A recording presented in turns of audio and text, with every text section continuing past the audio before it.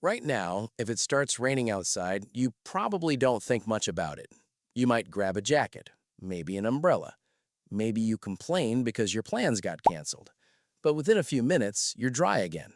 You go back inside. The rain becomes background noise. Now imagine it never stops. Not for a day, not for a week, but for months. The ground turns to mud. Your shelter leaks. Your clothes never dry.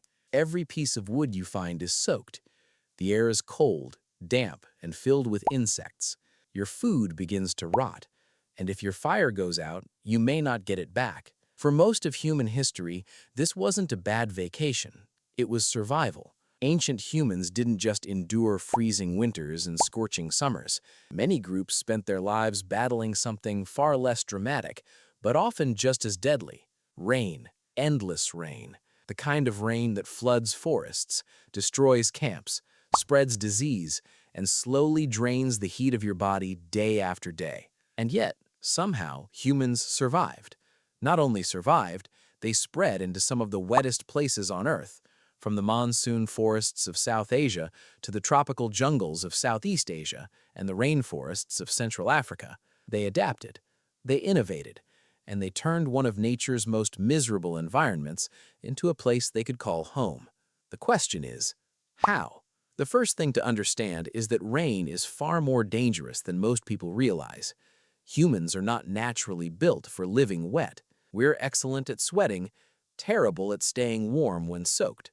Water conducts heat away from the body roughly 25 times faster than air, which means even relatively mild temperatures can become dangerous if you're wet long enough. Modern hikers know this. A person doesn't need freezing temperatures to die from hypothermia. People have developed it in temperatures above 10 degrees Celsius. All it takes is enough rain, enough wind, and enough time. Now imagine living outside permanently. No waterproof tents, no synthetic fabrics, no central heating, just skin, animal hides, and whatever shelter you could build. For ancient humans, staying dry wasn't about comfort.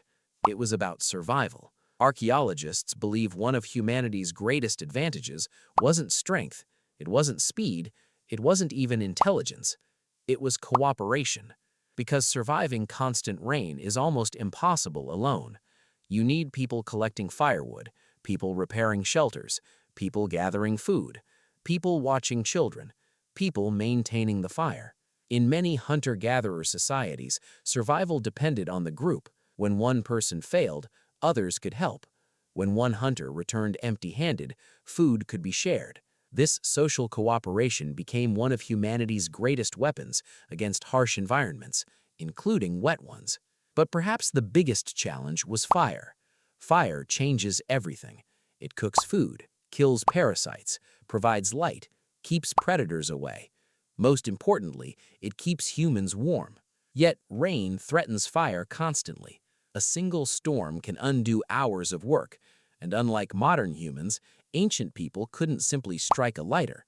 If a fire died completely, creating another one could take hours, sometimes longer. Among traditional societies documented by anthropologists, preserving fire was often easier than creating it. Some groups carried smoldering embers during travel. Others carefully protected coals beneath layers of ash. The goal wasn't making new fire. The goal was making sure the old one never died. Because during a rainy season, fire could become the difference between life and death.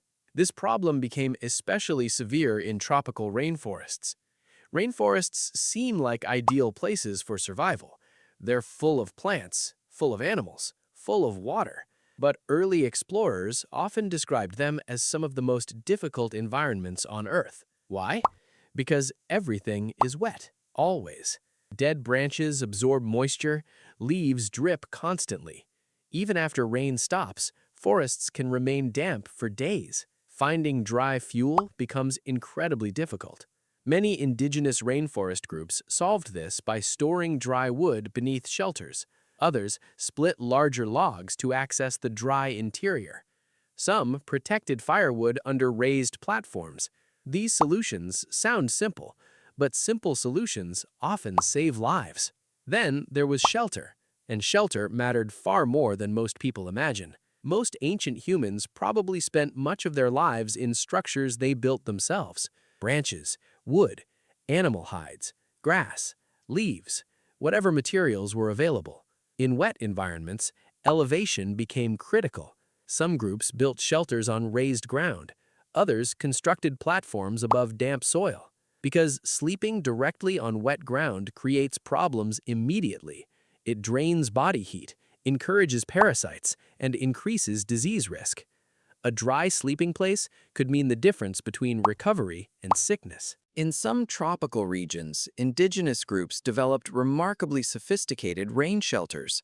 Steep roofs allowed water to run off quickly. Large overlapping leaves acted almost like shingles. Ventilation prevented moisture from becoming trapped inside. Many designs emerged independently across different continents, not because cultures copied one another, but because rain creates the same problems everywhere, and humans often arrive at similar solutions. Food presented another challenge. Modern refrigerators have spoiled us.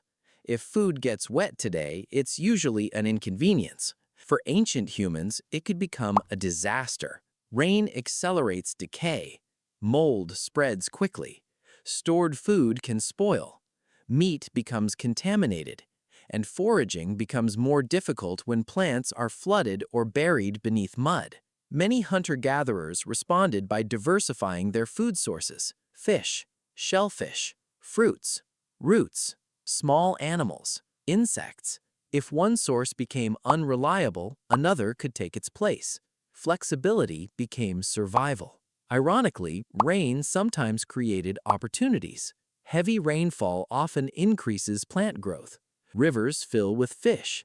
Wet seasons attract animals seeking water and fresh vegetation. In many regions, rainy seasons became periods of abundance rather than starvation. The challenge wasn't finding food, it was preserving it and getting to it without becoming sick. Disease may have been the greatest hidden threat. Rain creates standing water. Standing water creates mosquitoes. Mosquitoes spread disease. Even today, illnesses like malaria remain major threats in many tropical regions. For ancient humans, the danger was even greater. There were no hospitals, no antibiotics, no vaccines, only experience, knowledge passed through generations, and trial and error. Over thousands of years, humans learned which areas were safer, which plants helped repel insects, which campsites flooded, which didn't. This knowledge became as valuable as any tool. Parasites were another problem. Wet environments are ideal for countless organisms that would rather live on you than near you. Ticks, mites, fleas, worms. Many traditional societies developed grooming practices specifically designed to combat them.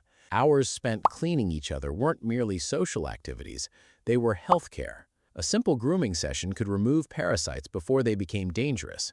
Sometimes survival depends on surprisingly small things.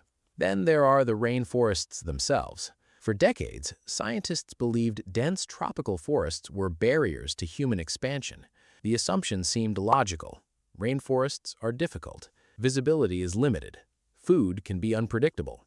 Travel is exhausting. But discoveries over the past few decades have challenged that idea. Archaeological evidence from Southeast Asia, Africa, and New Guinea suggest humans entered rainforest environments far earlier than researchers once believed. Some populations adapted so successfully that these forests became permanent homes. Instead of avoiding rain, they learned to live with it. And perhaps that's the most important lesson. Humans rarely defeat nature. We adapt to it. Ancient people didn't stop the rain. They couldn't. They didn't build giant dams. They didn't control the weather. Instead, they changed their behavior, their shelters, their clothing, their routines, their social structures. And little by little, they turned impossible environments into survivable ones. Today, when rain falls, most of us barely notice. We step into heated buildings, we put on waterproof jackets, we drive home on paved roads. The storm becomes an inconvenience, not a threat.